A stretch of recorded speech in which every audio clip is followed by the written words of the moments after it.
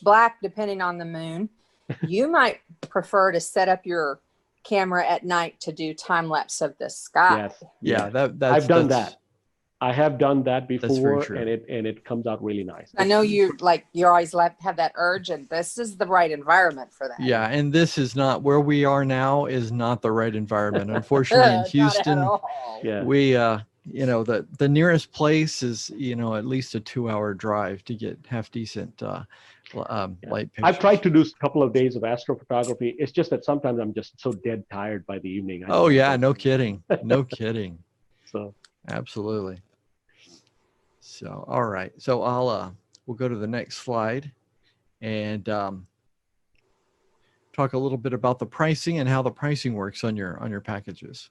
Yep. So pretty self-explanatory. It is land only, which means anything after Arusha, once you land in Arusha, everything is taken care of. The only thing that are not taken care of course, is your tips and gratuities and any alcoholic drinks and soft drinks that you might want to buy. But food, water, all that is included. The prices on there, but we have a special price for Houston PhotoWalks, as we've talked about, that I've extended to the Houston PhotoWalks group. The land package is $6,490 per person in a double occupancy situation. If you want your own room completely yourself, you can do that. There's an additional fee for that. Or if you have 3 people who want to share the room, you can lower the cost by even further. And for all these packages, I am extending a early booking Houston PhotoWalks additional discount of $600. So the price goes down a little bit more even. Which is amazing. We really appreciate you doing that for us. We thank you very much. Yeah. So this is kind of what it comes out, just friends and family discount. They just lop off that $600 and it makes it very, very economical to go. But if I remember right, you do have some expectations. You want us to sign up and be committed before November the 30th. Yes. Which is really close to that's really close to when it's going to happen. So yeah, it's just over, just about over 70 days, I think is what, 80 days or something like that from the trip.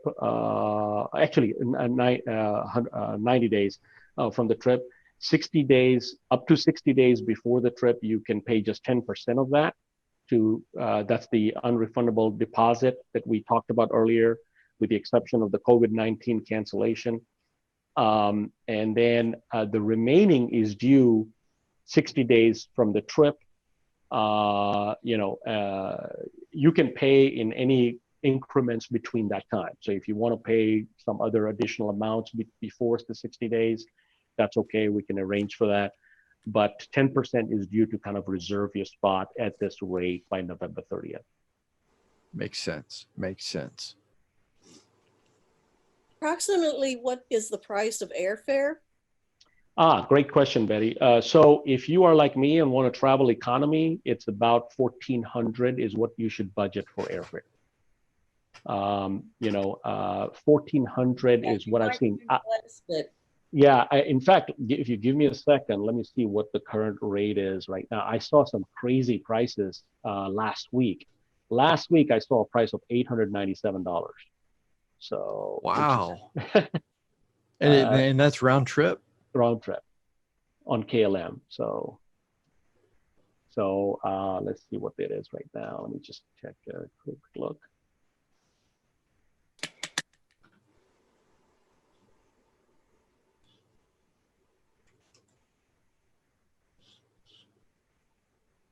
Let's see what it's coming out right now. Yeah, it's coming out right now. It's again showing, let's see, give it a second here. Yeah, so right now Lufthansa with combination is showing 1124. So that's not bad.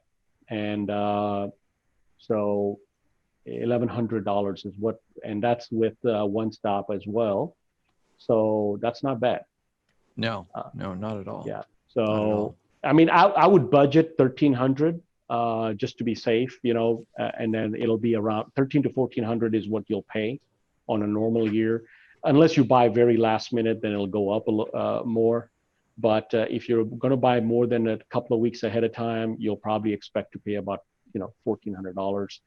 If you have miles, right now United and Delta Sky Miles are at 80,000 miles round trip, which is crazy cheap.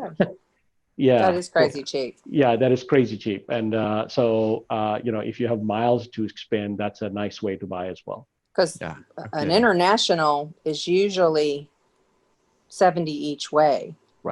Right. On United. That's right.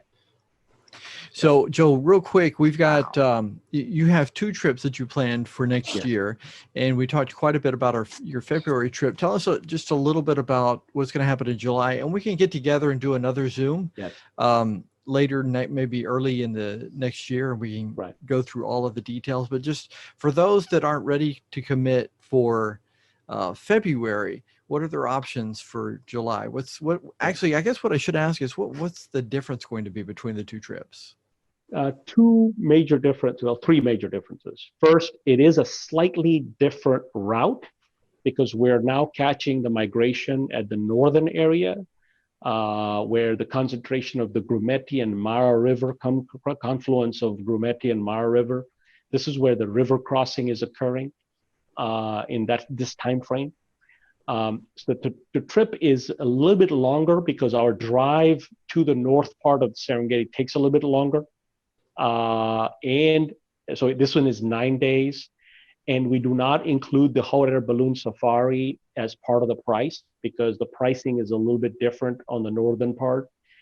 The other thing is we go to an additional national park here, but we do not do, it's called Tarangire National Park. So in July, Tarangire National Park has the highest concentration of African elephants in the continent during that period of time.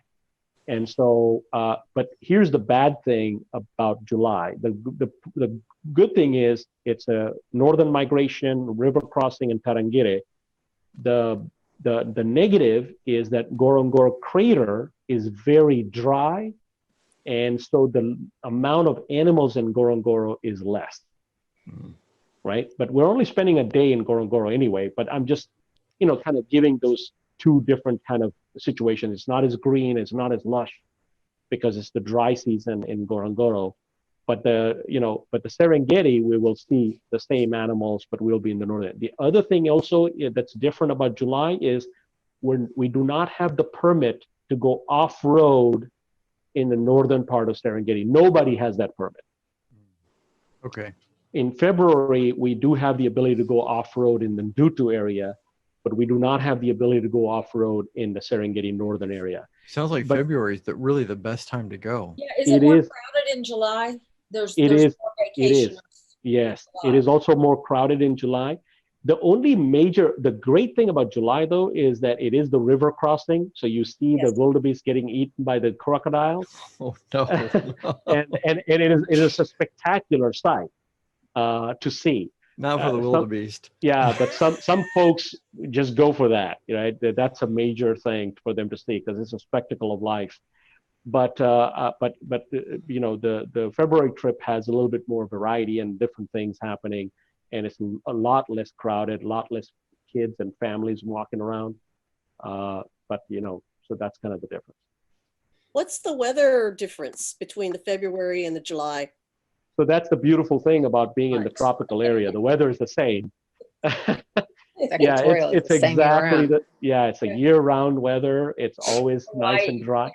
And we're going in a dry area, dry times, right? So we're not going during the rainy season. So it is dry, it is cool.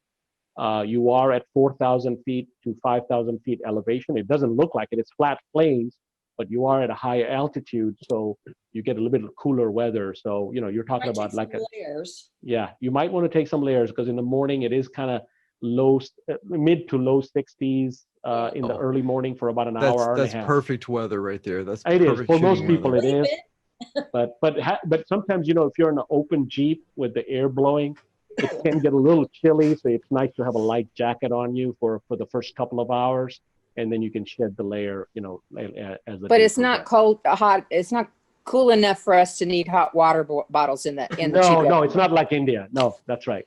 That's right. Yeah, you don't need that. And so here's some of the pictures that more stuff that I grabbed from your website.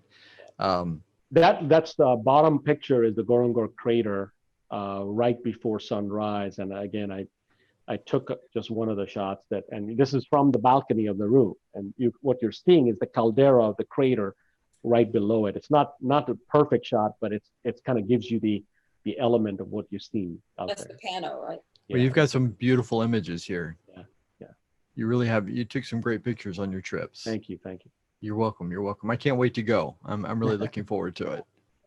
They're shot out the side of the vehicle. The Yeah. animals are that close. It's Yeah. amazing.